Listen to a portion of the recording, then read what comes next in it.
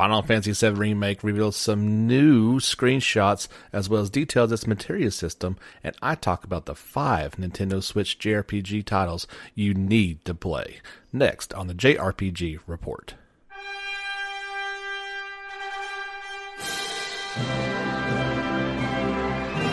Hello, welcome JRPG lovers back to your weekly podcast. This is the JRPG Report, episode 79. My name is James Fisher. Thank you so much for tuning back in with us yet again. We thought that we'd have a slow week after Tokyo Game Show, and we did. However, Final Fantasy VII Remake is still in the news, and we've got some really fun things to talk about in this podcast. Fret not, Atelier Raza is in here somewhere, so we'll talk about that later. And at the very end, I've got a special segment for you guys off the Facebook page. This will be kind of a reoccurring section every once in a while that we will hit up. This week, I've kind of broken down all the JRPG or JRPG influenced titles on the Switch that I've either played or highly recommend. We're going to break down the top 5 that no excuses, you must own and or play. And then we'll look ahead at some of the new ones coming out in the coming months for your portable and or home system, however you like to play it. But let's get into the big news. It was shaping up to be a extremely slow week until this one kind of came out of seemingly nowhere yesterday, and I thought it was just going to be, okay, Square Enix has now shown the box art for FF7 Remake. And they weren't quite done there. There was some new information that came out as well as screenshots. So, of course, the awesome cover is a tribute to the original one. Just we actually showed that on the Facebook page the other day. Really just showing a lot more detail than before, and the new character models, and of course the Shinra HQ building looming in front of Cloud. But we also got new information highlighting Tifa, Barret, the battle system, summoning, Materia, and it even showed off some of the Sector 7 slums. So the first thing we want to talk about is, let's give some backstory. They detailed, especially if you're kind of new to this series and you don't know what's going on, this is they're going to probably detail these characters as they are announced. So first up is Tifa, and she is a member of the anti-Shinra organization Avalanche. She also runs the bar 7th Heaven in the 7 sector slums. Although she opposes the Shinra company, she is not fully on board with the Mako reactor destruction plan. While her feelings are mixed, she reunites with her childhood friend, Cloud.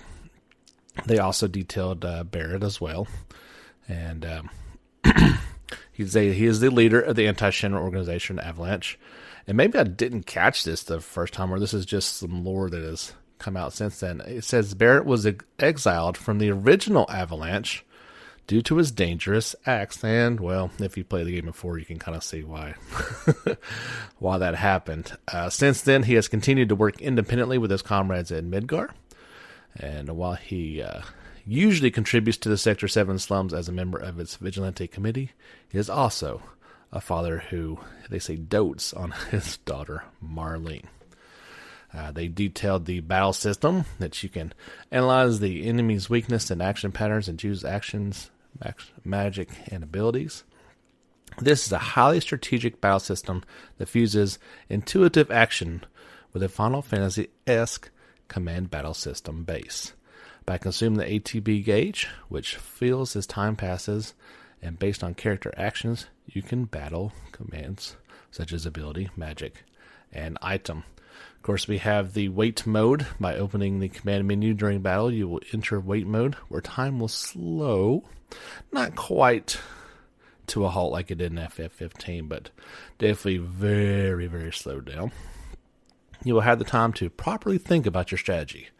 From the command menu, you can select ability, magic, item, or limit skill, determine your enemy's weakness and battle situation, and choose your next action. I talked about the shortcuts. Commands can be registered to buttons as shortcuts, allowing you to use them without opening the command menu.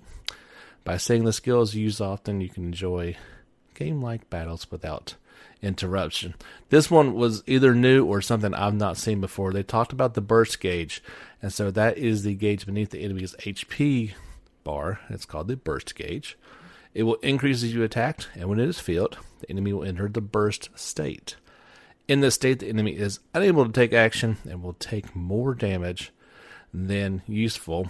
And Cloud actually has a new burst slash ability, which allows him to easily fill up the burst gauge. So the first thing I think about is the break system from FF13.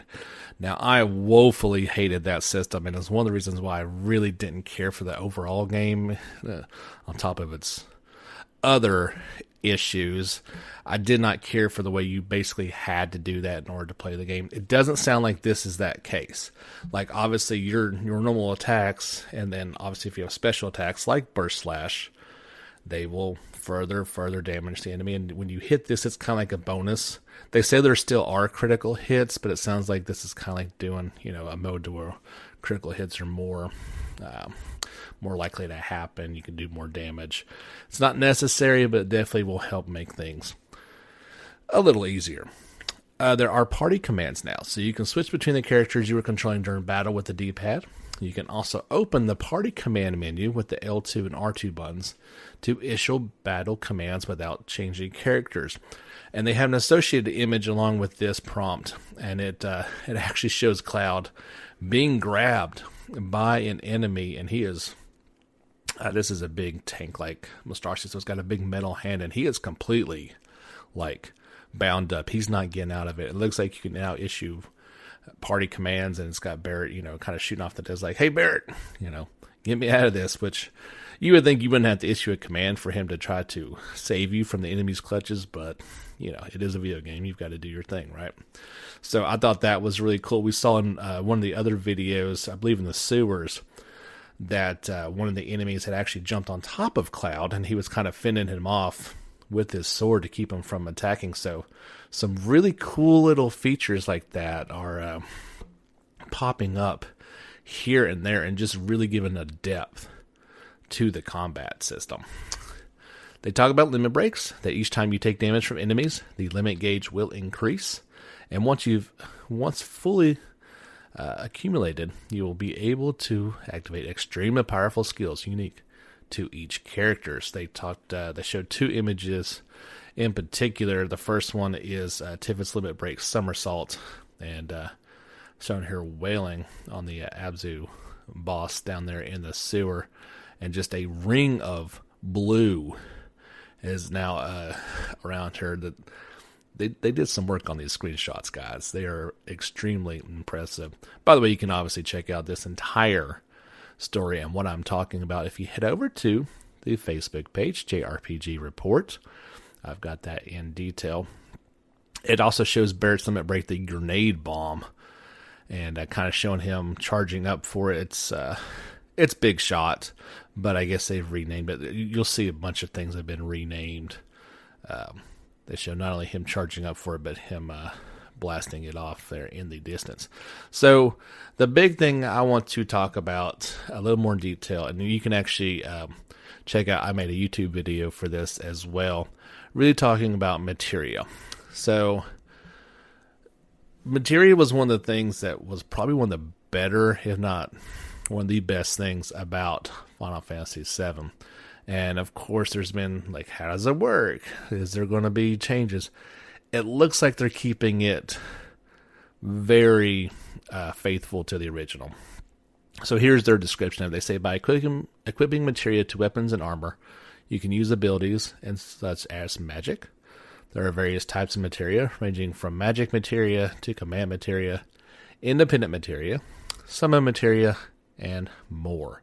Depending on the slot, the materia can be paired together, which will change the effect of that materia. So, for example, they've got the support one with Elemental, and of course it's on Cloud's Buster Sword, so those two slots are connected, which means you can use a support one like that.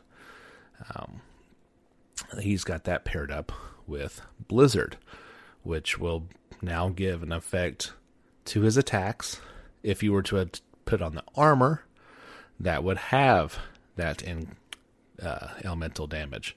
There's even a screenshot showing Cloud equipped with this materia combination, striking an enemy. So not only does his sword literally have like ice crystals popping out of it, but after he strikes the enemy, there's now ice crystals popping out of the enemy as well.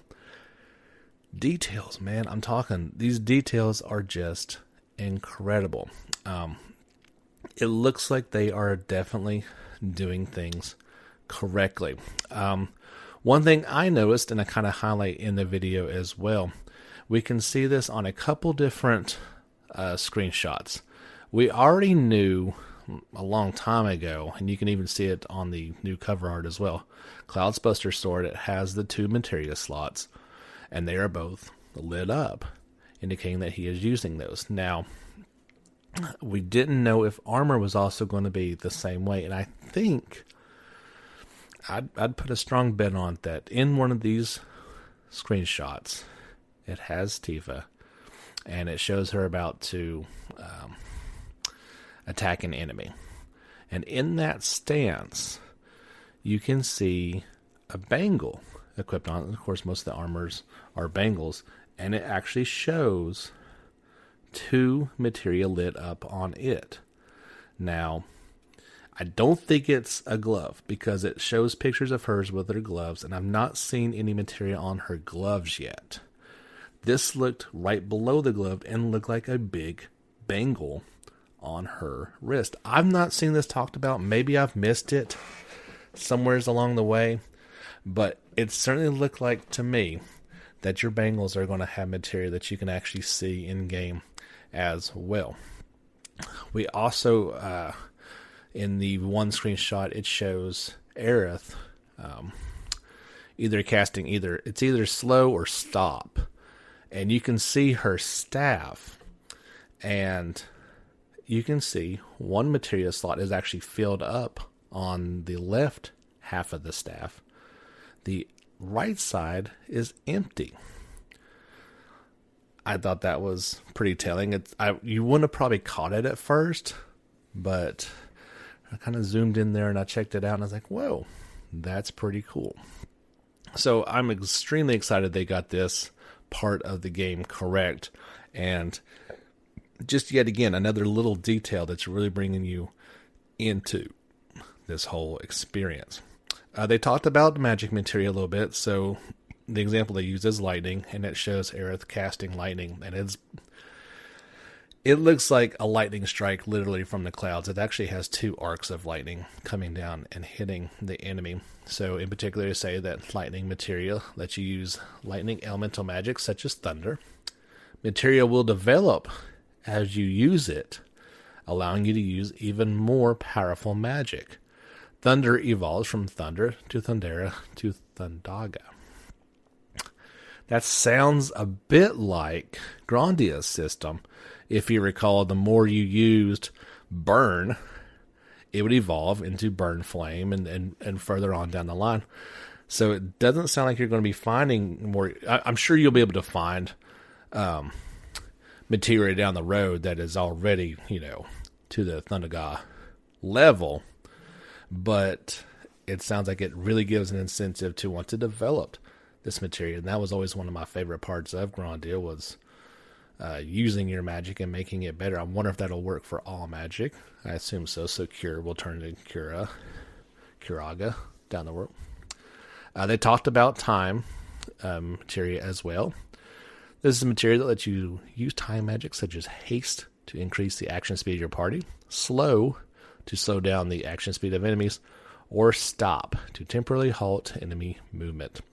This magic bestows a target with a time-related state change. Very cool stuff. We talked about the elemental support materia as well. They've got that. So they detailed summons a little bit, but we kind of already knew this. They say by equipping that summon materia, you can call out summon monsters after a dedicated summon gauge fills during battle. Summon monsters will fight automatically and will unleash a powerful special move before they return. They talk about Ifrit. He's a fire summoned monster with a ferocious demonic form. Although he is a merciless beast that relentlessly burns everything to dust, he is also a reassuring ally once he lends you his strength. Locations in Final Fantasy VII have been faithfully recreated in high quality. Several locations that could not be explored in the original version have also been added. So we're talking about these 7-sector slums at this point. These slums will leave the 7-section plate, a dim town where the sky is blocked off. Its buildings are made out of the scraps produced during the construction of Midgar.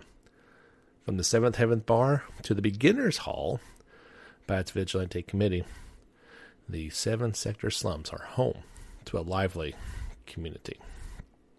They detail the 7th Heaven Bar. They say it's a bar in the 7-section slums, a place for laborers to relax every night. It is known for its famous cocktail, the Cosmo Canyon, and the smelling face of its showgirl, Tifa. There's also a darts game where the men of the town compete for the highest score.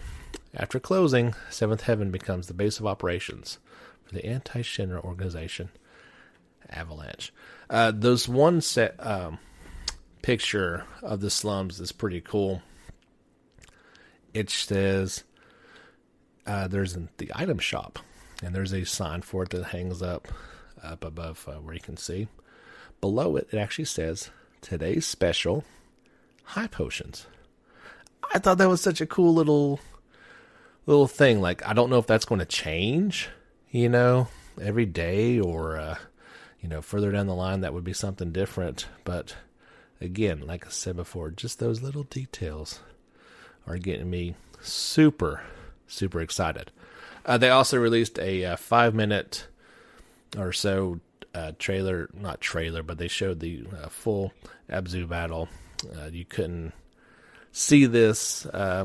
You could see it in last week's gameplay section from Tokyo Game Show, but this really just highlights it and really shows up. And you can clearly see Cloud with the Rune Blade. So, exciting.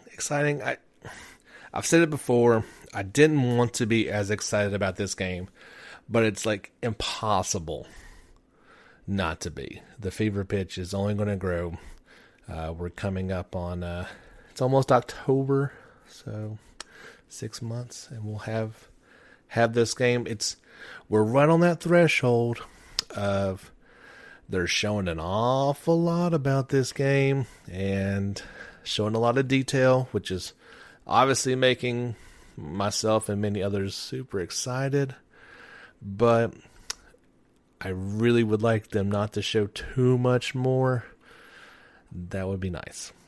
We shall wait and see what Square Enix does. They're banking on this one, guys.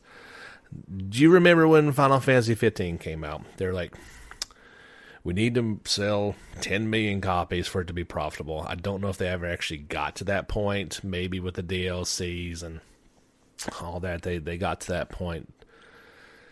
I don't think they're going to do that again with like saying a number that it needs to sell out. But this game's been in development for a long time. If they cannot sell this one well, they can't sell anything well. So all the marketing, all the push is going to be hot and heavy. We're going to see this one pub like it was a major Hollywood theatrical release. I've already seen, I don't know if you guys have noticed this as well, but I see pop-ups for it, like in your advertising as you're browsing online, different websites. It's popping up in standard advertising. Amazon wants me to pre-order it, those type of deals. So it's going to be major, guys. Just get ready to ride it. So definitely go check out my YouTube video. It really details and shows what I was talking about there. Of course, you can find that JRPG report. Search on YouTube. You'll find that in my live streams and a couple other old trailers I made. I'm going to try to put a little more effort into those here real soon.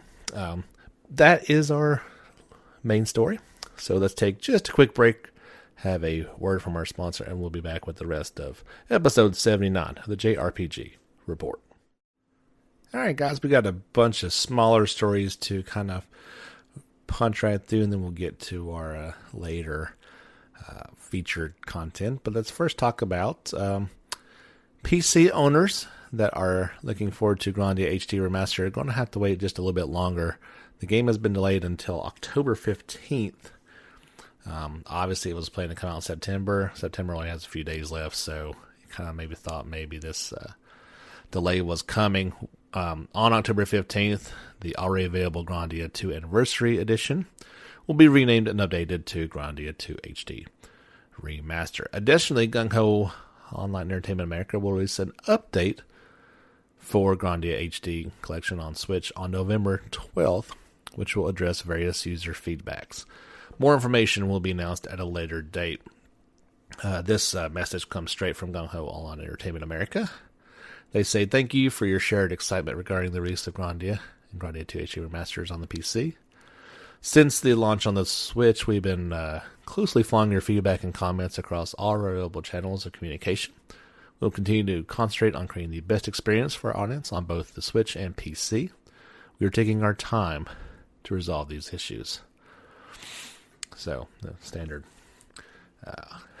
standard response on the delay there. It's a bit of a bummer, but there were some technical issues with the Switch release, so they've probably been working hard to get that, and maybe just didn't have the resources to do both of these. So if you're looking forward to those, you're going to have to wait just a little bit longer.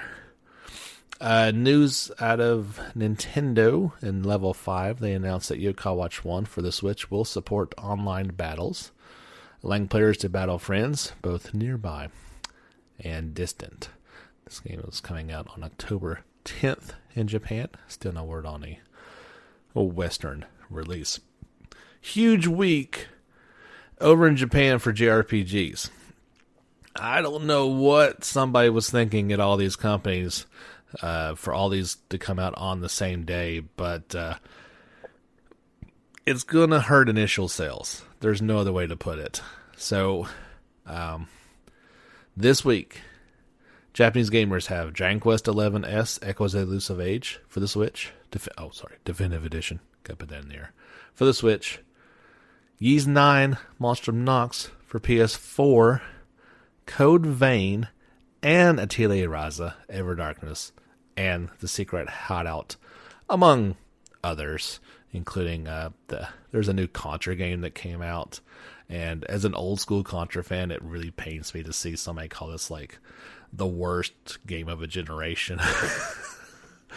I don't know. I haven't played a Contra game in a long time, but it's kind of. But yeah, so 4 huge titles coming out today in Japan. Of course, we will get most of these in a month or so. I did have a chance to play the Code Vein demo, and sadly it was exactly what I thought it was going to be. Yeah, it's probably a fine game. A lot of people are looking forward to it. It looks pretty cool. Like, I like the graphical style of it. It just wasn't for me. There's kind of like, each attack lowers this bar on the screen. And so, like, basically after, depending on the and I understand what they were doing. It's just not something I want to get into. Each swing of it lowers it. Like, if you have a bigger, heavier item, it lowers it even more. Yeah, I just wasn't, maybe if I give it more time, but it just didn't kind of really grip me. So I'm sad to say that, as it was something that I was, pretty excited to try out, but it's just not for me. We've got 2 live streams coming up here. The first one is going to be September 6th at 2100 Japan Central Time, and it's going to actually last for about 4 hours. And this will be for Dragon Quest XI, Echoes of the Elusive Age Definitive Edition. You have to check on YouTube to see if you can find those links. I don't have those yet. This part 1 of the broadcast will feature Dragon Quest creator Yuri Hora and Super Smash Bros. Ultimate Director Sakurai, who will have a special discussion. Part 2 will invite the Japanese voice actors of the game to discuss the series, as well as celebrate the release of the game when the clock strikes midnight. So pretty cool that this is coming out worldwide. This will start on the 26th and end on the 27th, the release date. There's also a Persona 5 Royal Newcomers Preparation Special Atlas will host the next day on the 27th at 2100 or at 2000 Japan Central Time. You'll be able to watch it on YouTube. The broadcast is meant for those who will be interested in the Persona series but have yet to play it. It will answer questions like, what is Persona 5 and where can I start the Persona series from, with a bunch of people. Yeah, I'm not sure. There's fans' names. I'm not sure if that's really significant or not. So obviously you'll need to know your Japanese, or rely on the sometimes reliable translation to be able to understand this. If you're all interested, check it out. If you are a Persona, so check this out. If you are looking forward to Royal, but you don't necessarily want to wait that long, get on your PlayStation now. There is still that Days of Japan sale going on. I think it's through the 28th, so it may already be over. I'm not 1,000% sure, but at least see if that popular in Japan sale is still going on. They have Persona 5. Now you can get this on I think it's on Greatest Hits now for $20, brand new. You can get it digitally for $12 right now. That's a crazy deal for that game. Such a great game. It's long, so I mean you're going to get beyond your money's worth on this one. If I was going to answer where she'd start the Persona series from, it'd be part 3. You are not going to be able to find part 1 and 2, unless you want to pay out the wazoo for it. 3 is where they start to hit their stride. 4 and 4 Golden obviously are the benchmark of where you can start from, but there's parts of 3s that was just really, really cool and a little bit darker. 4 was definitely more upbeat and poppy and better. I mean, I'm not going to say it wasn't, but you would definitely not go wrong. Now, I didn't care for that part 3 port that they made. It was a little wonky. So if you can find Persona 3 FES for PlayStation 2, that'd be the way I would go. Obviously, if you want to fire up Golden for your Vita, that is the best way to go.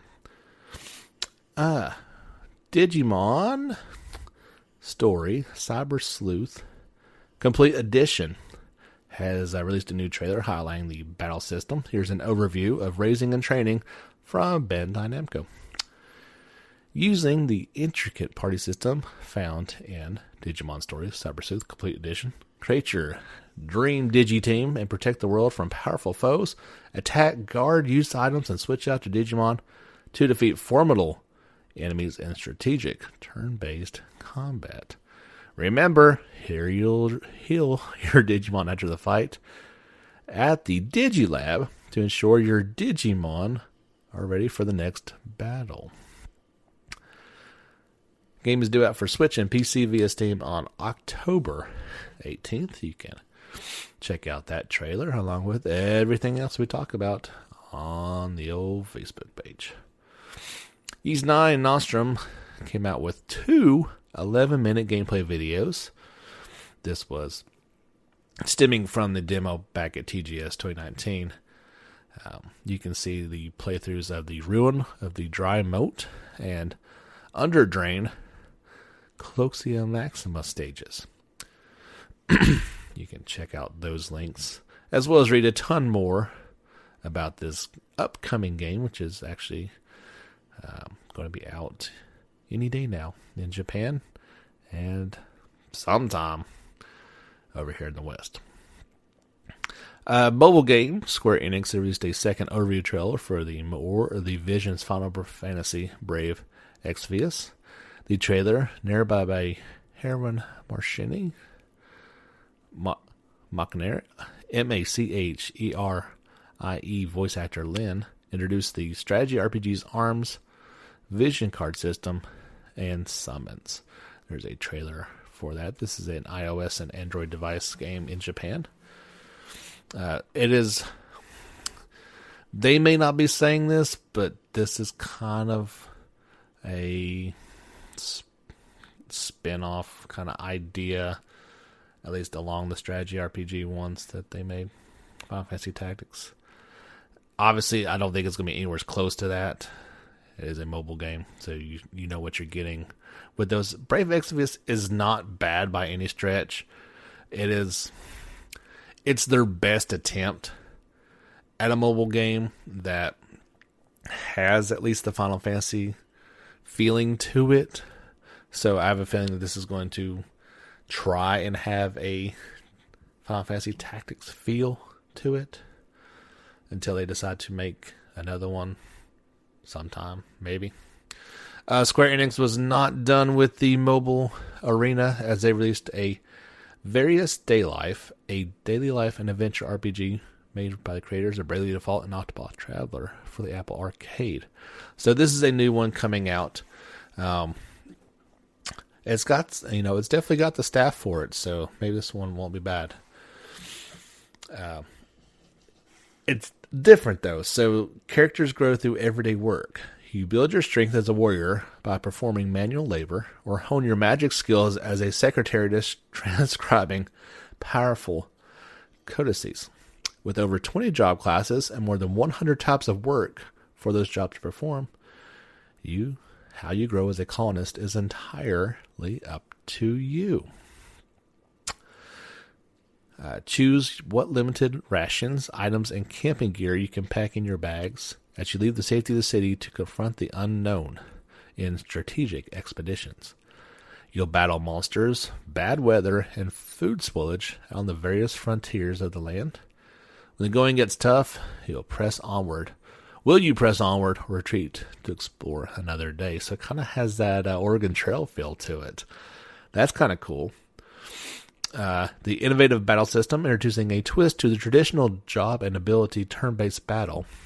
Work together with your allies to exploit the 3 CHAs, they say.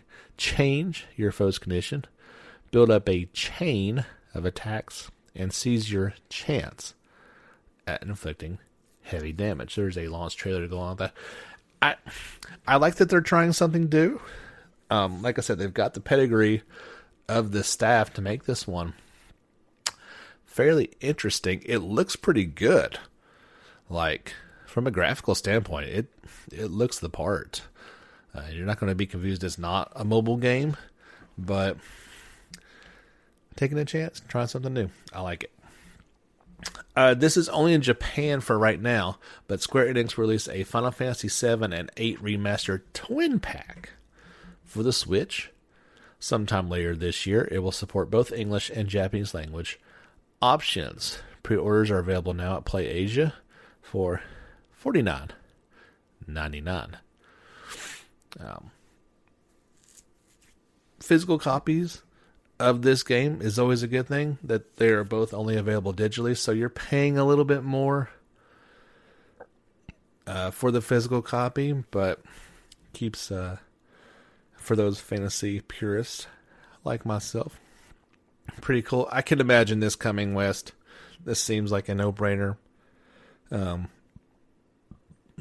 If it does well, I can see that happening. Game Freak released a new 30-second trailer for Little Town Hero, its upcoming RPG for the Switch, due out exclusively on the Nintendo eShop on October 16th for $24.99. It's not a very long trailer, but here they say they ask, "Got any ideas, hero?" The story is set in an isolated village on the edge of the world. The only gate leading outside is heavily guarded by a castle, and the villagers are not allowed to leave. Most of the villagers don't give it a thought and happily go on their everyday lives. However, the protagonist is a little different from the others. He wants to see the outside world. One day, a monster appears in the village, shocking everyone because they thought until then no one knew such creatures existed. The protagonist is able to fight using a mysterious red stone he found in the coal mines. In the course of his defense of the village, he gradually unveils secrets of how the stones and the monsters came to be. Unlike most RPGs, there's no need to fight weak monsters repeatedly to level grind and Little Town Hero.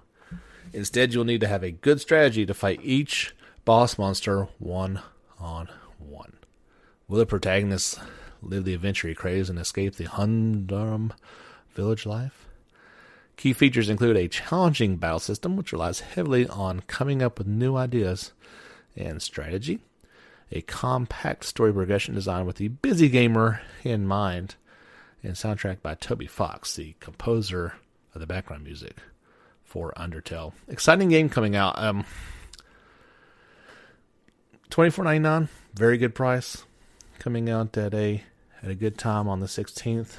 Again, this might be something I'll wait just a little bit for and see if I can catch it, $5 cheaper on sale somewheres. But promising looking title for sure. The latest issue of Dengeki PlayStation has new information on publisher Koei Tecmo and developer Gus upcoming Fairy Tail game. Here are some of the tidbits.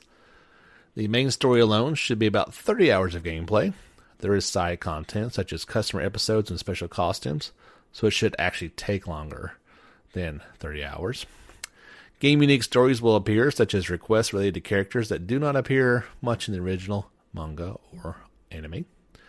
There are more than 10 playable characters. There are costumes. Of course, downloadable content is being considered. As your guild rank increases, your magic links will become greater, and you can learn ultra magic-esque legend-classed magic. By fulfilling the requests of townspeople, you'll be able to upgrade your guild's various facilities.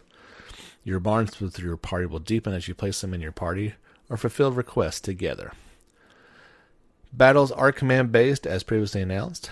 Play while considering things like, when should I do this? Who should I do it to? What magic should I use? And who should I use it on?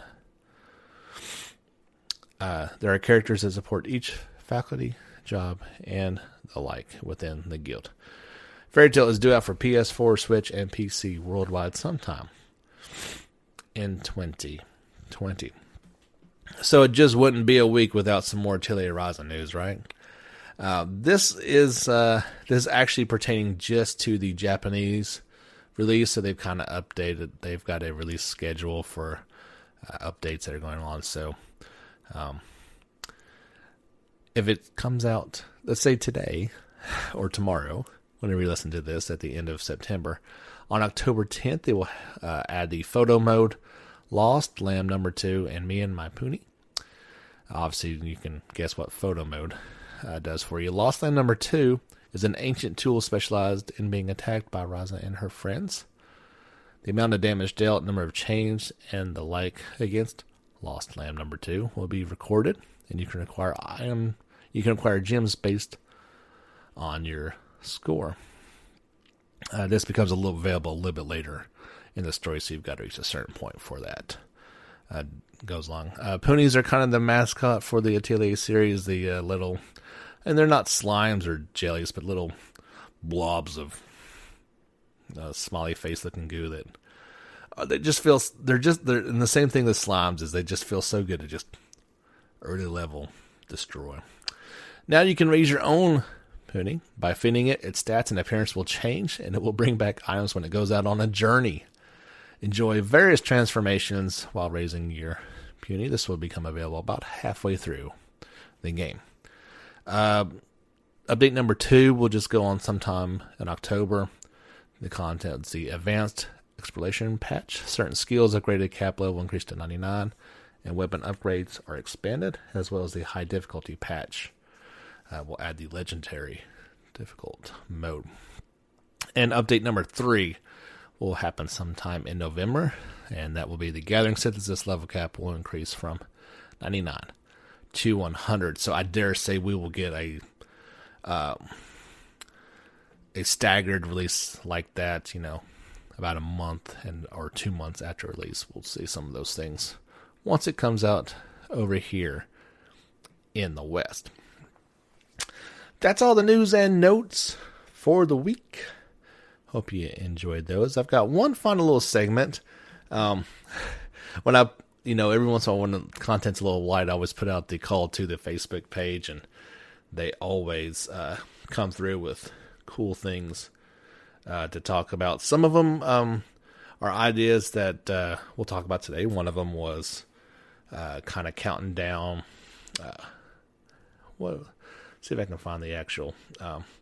Jeff suggested this will be a recurring segment, but pick a game console and list the 5 essential JRPGs that everyone needs to play for each system. I agreed. Sounded like something that could be reoccurring, and I thought it would be a great idea for today's podcast because it was going to be really short. Then all the FF7 remake stuff comes out, so we're actually probably going a little bit longer than I thought it would, but it won't take long to get through this. So that'll be something that pops up from time to time. Han said we need a JRPG set in the zombie apocalypse. And he adds, and South Park The Stick of Truth doesn't count. He actually loves that game. I agreed. You see all these crazy Japanese games like High School Girl, Zombie Apocalypse Simulator shooters, but there's no JRPG in that genre. So I thought that was something that would be... that'd be perfect. Jeff also said take your top 15 JRPGs coming out and rank them based on your excitement level. Hans gave me an awesome link of all the ones coming out in 2020. Stay tuned for that one. I'm actually going to be out of town next week. Me and the wife are hitting up Nashville to go see the Black Keys. One of our bucket list items. So we're going to spend a couple days down there exploring one of our favorite cities. And I'm thinking if I have time, I'll make this a little Sunday special recording and release it for you guys next week, as there will not be a regular news JRPG report. We'll just have to catch everything up in 2 weeks. Jordan had some really great ideas for future Sunday special podcast. Just a quick note on those. Those are coming. We are, I teased this in one of the other podcasts. We're in the process of moving. So, closing is coming up here in a few weeks. We'll have the whole transition and getting set up in the new studio. So, once things have calmed down from the move and I've got a dedicated space with a little bit more time on my hands, those will definitely be coming back. I'm not going to say it's going to be every week, but that's definitely something that I want to bring back. So his ideas was, this is a perfect topic. The best JRPG villains of all time. His first suggestion is one of the most obvious, and that is Luca Blight's in Suikoden 2. Absolutely phenomenal character. There's others, and we'll definitely talk about that. That sounds like a good one. Discuss key elements of major series. For example, he says, what makes a Tales game a Tales game? What makes a Trails game a Trails game? What makes a Final Fantasy? What makes a Dragon Quest?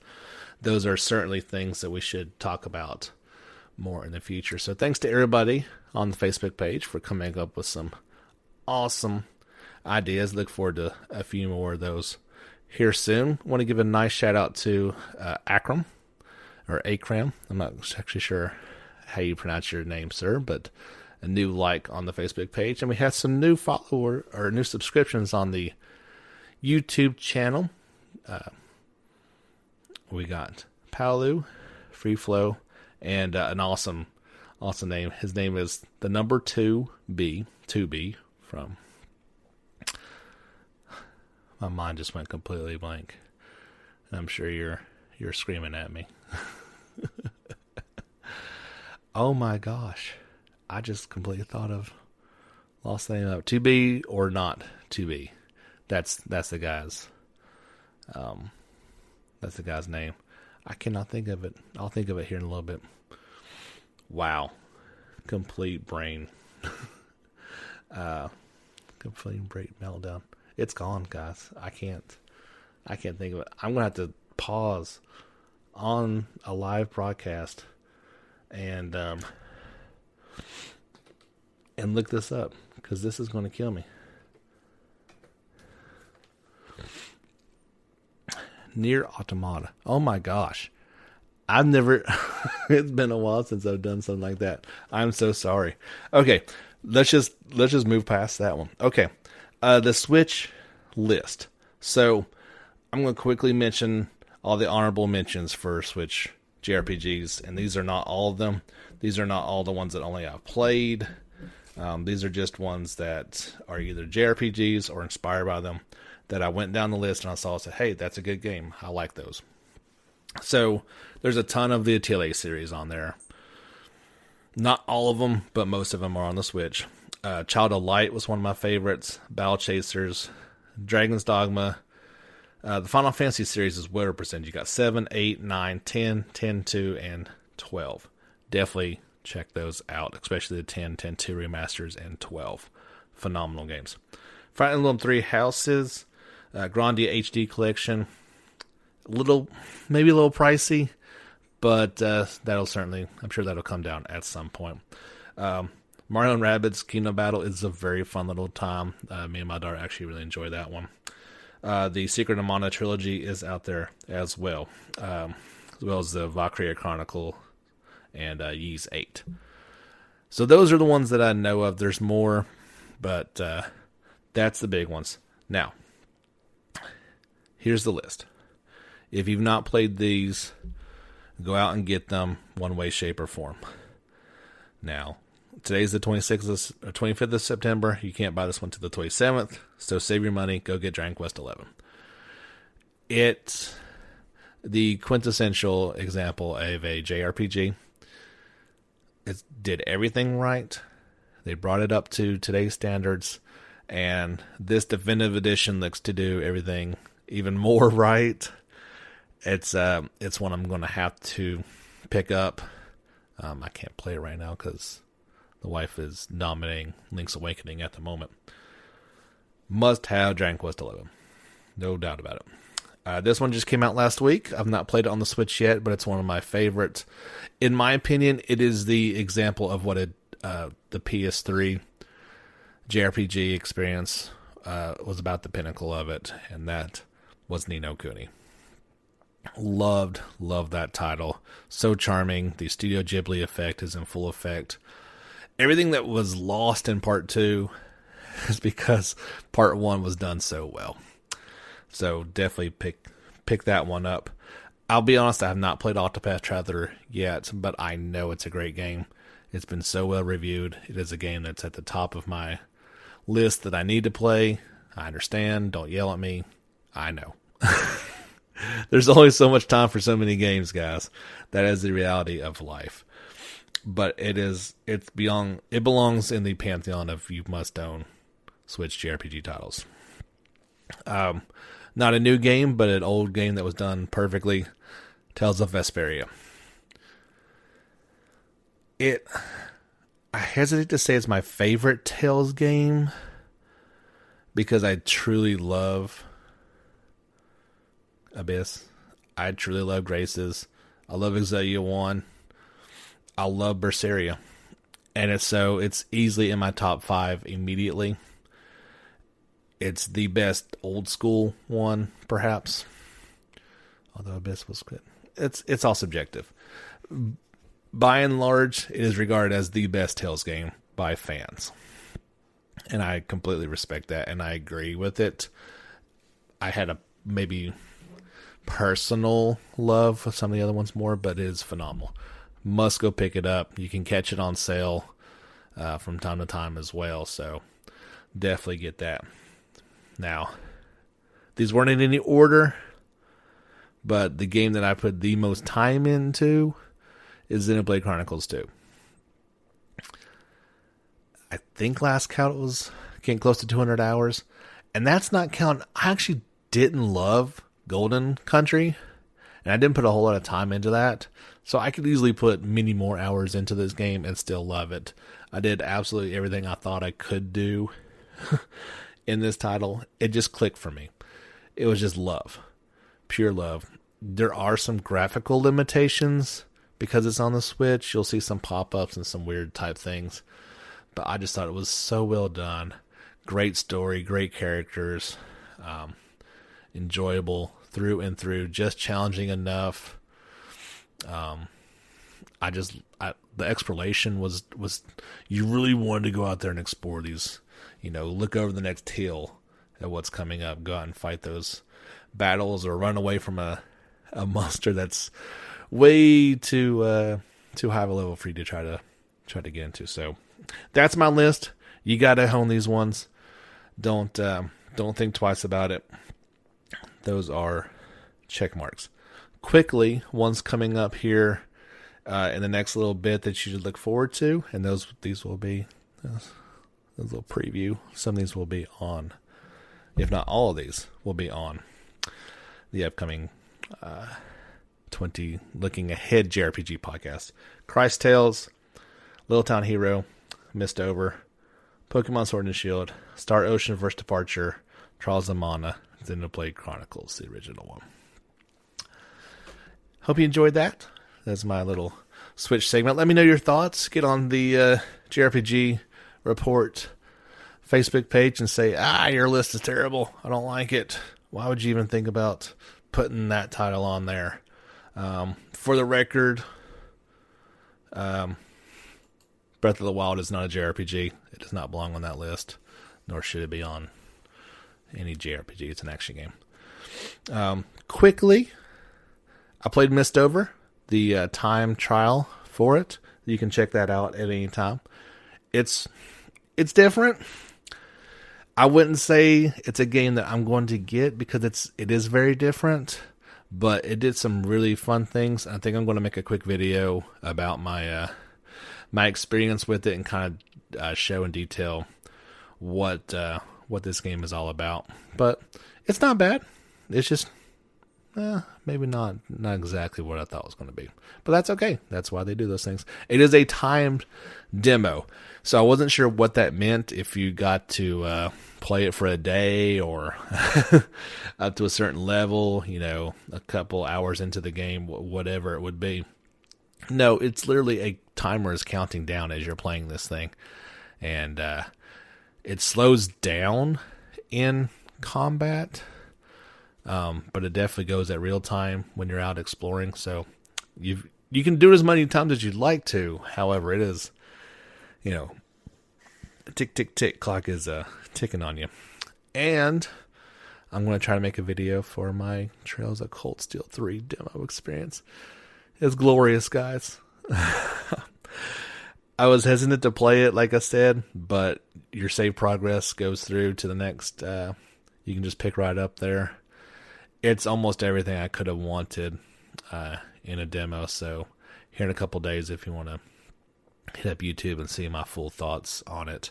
It gets my extreme thumbs up so far. If you are new to the Trails series, it's a good place to just check out and see if you like it or not. You're going to be lost. You definitely want to check out the recap to know what's going on.